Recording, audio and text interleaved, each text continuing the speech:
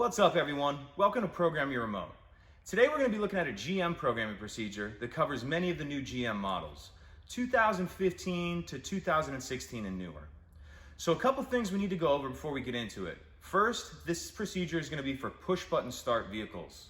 If your vehicle has a separate remote and key, and I'll put a picture of one here on the screen, then this procedure will not work. The second thing is, this is a timed procedure. You need to allow yourself about 30 to 40 minutes. There's about 10 minutes in between some of the steps. So again, allot yourself about 30 to 40 minutes. The next thing is, this procedure is going to be for if you've lost all the keys for your vehicle, if you have no remaining.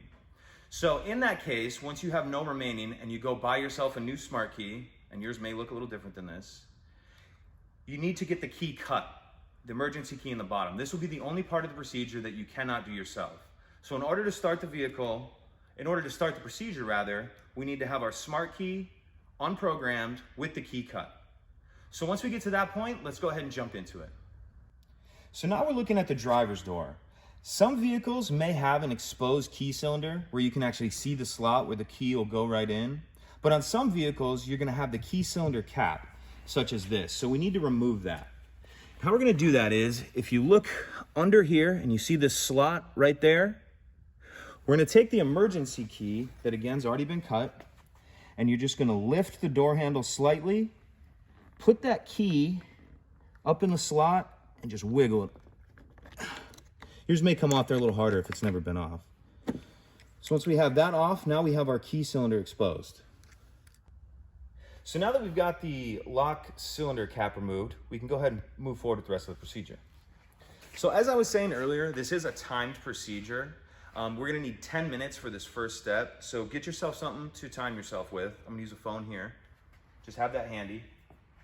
I'm gonna open the door so it's a little easier to get in and out. We're gonna take our cut key, put it in the door lock cylinder, and we're gonna be turning it to the left 5 times.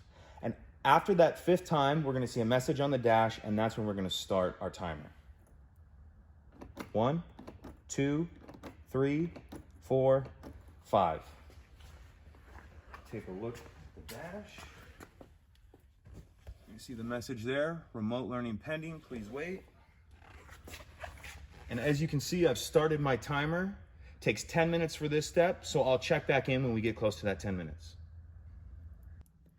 So now we've hit our 10-minute mark. If your dash isn't lit up, you can go ahead and close, open the door. Now you're gonna see the message here.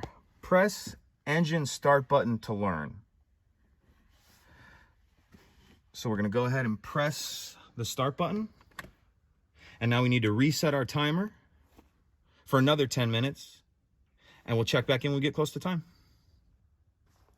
So now we've hit our 10-minute mark for the second time, and we're gonna repeat the previous step exactly. I'm gonna close and open this door just to get the light on the dash. And you'll see the message on there again. So we'll go ahead and press the start button. And then we're going to reset our timer. And we'll see you in 10 minutes.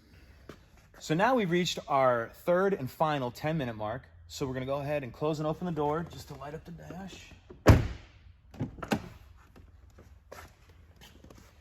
And we're gonna go ahead and press the stop start button. Now you may or not be able to see there, it says ready for remote 1. So we're gonna take our transmitter and we're gonna put it in the center console. And if you can see here, there's a pocket for it right there. That may look a little different depending on your vehicle. So we want to put the transmitter in that pocket with the buttons facing the rear. So we have that in there.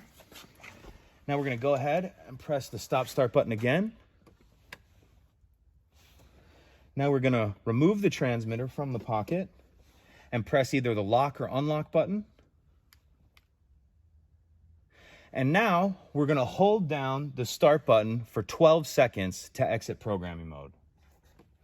1, 2, 3, 4, 5, 6, 7, 8, 9, 10, 11, 12. So now let's test the remote. That's a working remote. So we just finished up with the procedure. There was quite a few steps there. If you guys have any questions or anything, let me know in the comment section below. If you could take a minute to like the video and subscribe, helps us out, helps the channel out, and I'd appreciate it. Thank you.